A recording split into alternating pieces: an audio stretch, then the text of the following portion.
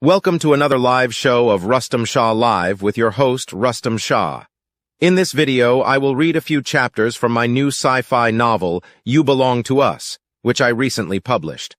I was asked by many friends to read a few chapters online so the audience could get an idea of it, so I certainly would love to present this to you here. Just before starting, a friendly reminder, as always, please, subscribe and share my channel with your friends and family, so our message may reach a broader audience. Thank you. Chapter 1. The Wood Bunch.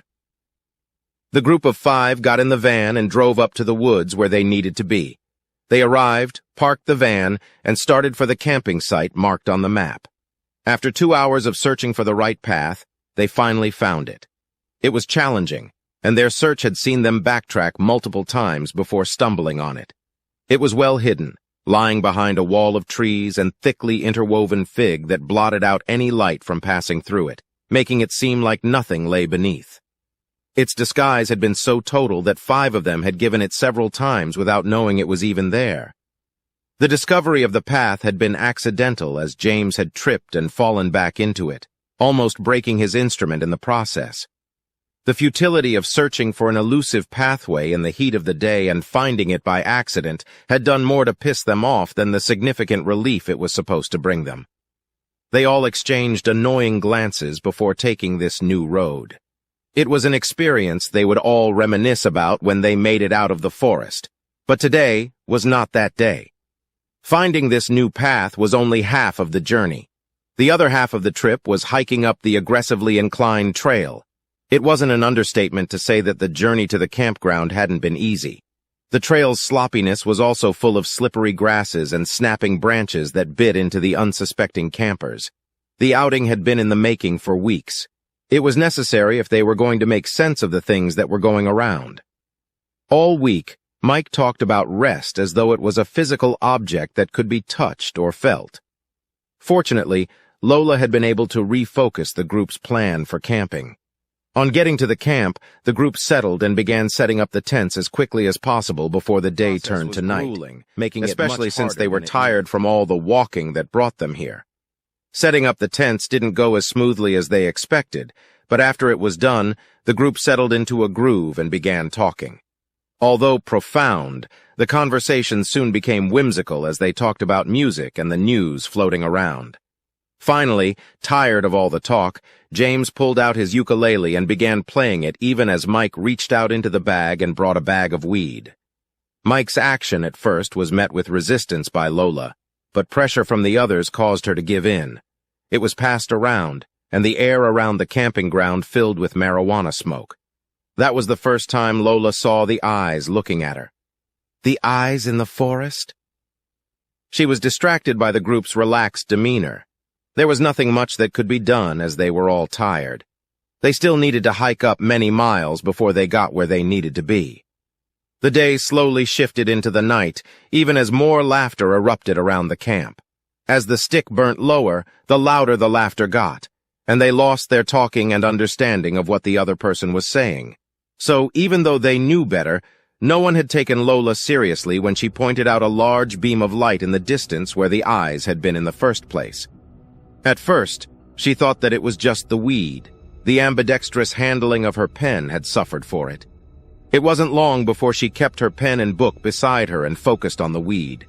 She chuckled at the thought of the eye before taking another puff.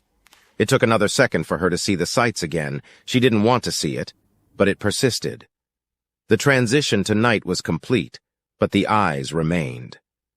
"What the fuck is that light?" she asked, even as the ominous feeling in her spine increased as part of his understanding came crawling back.